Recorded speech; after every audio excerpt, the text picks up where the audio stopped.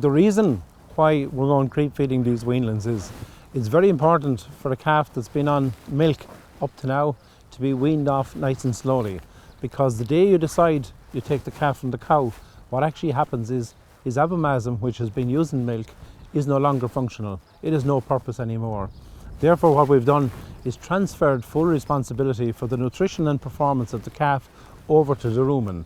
And what we're trying to achieve here is to get the most out of the grass and the most out of the concentrate, not actually to replace one with the other, so that when we go to sale, we have the maximum number of kilograms of weight to sell. Now, at this stage of growth, weanlings are exceptionally good converters of food. Up to about 1.5 kilograms of live weight gain per day, you will find that weanlings will convert concentrate at about 4 kilos of concentrate to 1 kilogram of live weight gain. And putting that in economic terms, you're looking at a spend or an investment of probably about 125 for every 2.50 to €3 you get back for a kilo of live weight in the mart. So it's, from an economic point of view, it's a very sensible thing to do. And on top of that, there's the stress issue and minimization of stress, because when you cut the calf from the cow, it's important that there isn't that shock period of starvation as such. What we actually have here today is a specialized Weanling Crunch. It's a new product from Gain Feeds. It's a 16% crude protein because the weanlings are growing fast at that stage of life. It's made with toasted barley, which helps to gelatinize the starch and reduce the risk of any digestive upsets and so on. Micronized maize and beet pulp, they're the main energy sources in it. Also you have field beans and products like that.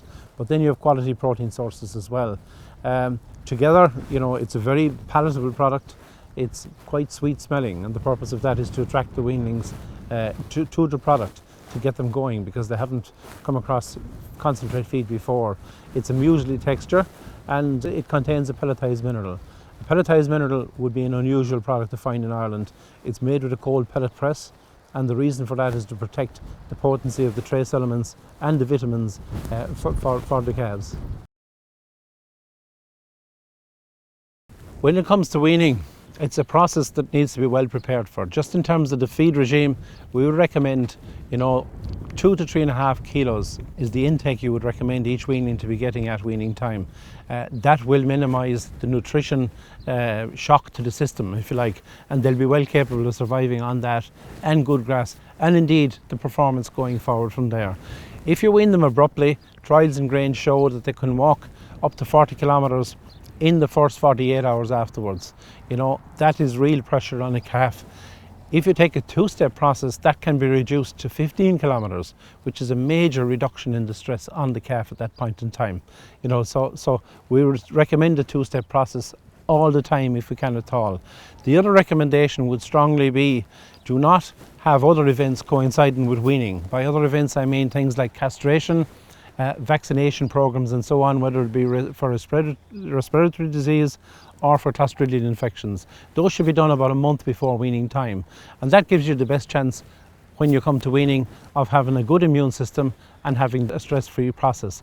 And the easiest way of keeping it stress-free is, if you take John's situation here, where we have a creep gate behind where the calves can come in and the cows stay behind, is to maybe lock off the calves when we're weaning them. They stay with the feed, with the best quality grass that they were on, and the cows stay at the other side. They can smell each other, they're used to each other, but they just can't suck. So it really cuts down the stress. On the other hand, if we were creep feeding with a creep feeder, with the calves, with the cows, the recommendation would very much be to remove some of the cows at a time in a stepwise process weekly from the calves, maybe in 3/1/3 until the process was complete.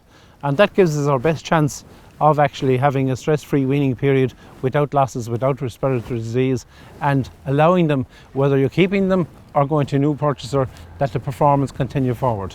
And that's what it's all about.